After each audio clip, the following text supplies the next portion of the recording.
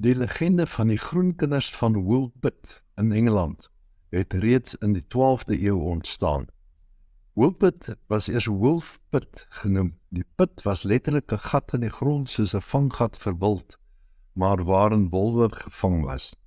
In ongeveer 1150 het 'n groepie dorpsbewoners op 2 verskrikte kinders langs hierdie vanggat afgekom. Die kinders se velle was groen van kleur en hulle het 'n taal gepraat wat die mense in daardie omgewing nie kon verstaan nie. Die seun en die dogter is na Sir Richard de Calne se huis geneem waar hulle kos aangebied is, maar hulle wou niks eet nie. Na 'n paar dae van niks eet nie, het die twee op 'n boontjieplant in die tuin afgekom en dadelik gulsig daarin geëet. Sir Richard het oor die volgende paar jaar daarin geslaag om die kinders ander kos as net brood beans te laat eet en hulle ook geleer om Engels te praat. Die verandering in die dieet het tot gevolg gehad dat die groen kleur geleidelik uit die kinders se velle na 'n normale wit verander het. Toe die twee Engels goed genoeg verstaan en gepraat het, is hulle uitgevra oor waar hulle vandaan kom. Ons kom van St. Martin, was die antwoord. Daar skyn die son nie op ons neer nie, dit is altyd skemer, soos tydens dagbreek of sonsondergang hier. Ons kan 'n helder verligte land nie ver van ons af nie sien, maar daar is 'n groot rivier wat die twee lande skei. Volgens die vertelling was beide hierdie lande ondergronds en was al die bewoners van St. Martin se velle dieselfde kleur groen en het hulle slegs groen kos geëet. Die kinders kon nie verklaar hoe hulle in Woolpit beland het nie. Hulle was besig om na hul vader se kudde om te sien, maar het 'n grondopening bespeer en besluit om die grot te verken. Hulle het lank in die donker rondgedwaal, maar met eens klokke gehoor lui. Dit was asof die geluid hulle heeltemal betower het en toe hulle uit die betowering ontwaak, het hulle hulself in Woolpit bevind. Kort hierna het Richard de Calne die kinders laat doop. 'n Paar weke later is die seun aan onbekende oorsake dood. Die dogter het 'n aantal jare later met 'n prediker getrou en het ten minste een kind saam met hom gehad.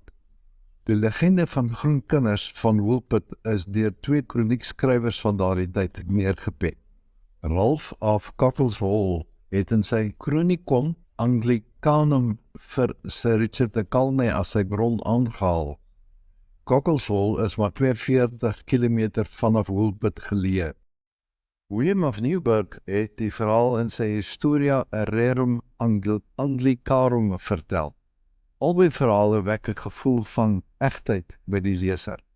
Name van mense en plekke word genoem en die storie bevat geen les, soos wat dit die geval met 'n sprokie sou wees nie. Die leser kry die gevoel dat die twee skrywers maar net gewoonweg verslag gee van alledaagse gebeure wat rondom hulle plaasgevind het. Dit is die kroniek van iets wat werklik gebeur het. Vele teorieë om die legendes te verklaar het deur die jare heen die lig gesien. Die groen kleur van die velle is byvoorbeeld aan chlorose toegeskryf.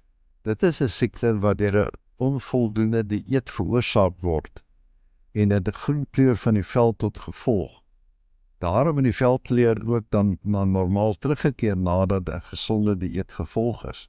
Sommige kommentators het buiteaardse verklaringe vir die herkoms van die kinders voorgestel. In sy The Anatomy of Melancholy van 1651 het Robert Burton geskryf dat die kinders uit die hemel geval het. Natuurlik is daar nou heel wat ander wat reken dat die kinders van 'n ander planeet of 'n ander sonnestelsel of 'n ander dimensie afkomstig is. Aanhangers van die hol-aarde teorie glo weer dat die kinders deur grotte tussen die binnewêreld en die buitewêreld gestap het.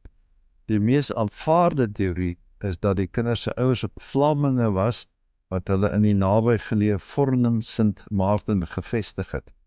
Die twee dorpe word deur die breë Laakrivier geskei. Die legende van die groen kinders van Woolpit oorleefde al vir byna 9 eeue lank. Gedurende hierdie tyd het dit as inspirasie vir talle gedigte, verhale, boeke en selfs 'n opera gedien. Ons sal seker nooit die volle waarheid agter die verhaal weet nie, maar miskien is dit tog beter so. 'n Knippie geheimsinnigheid gee altyd 'n goeie smaakie aan die verbeelde.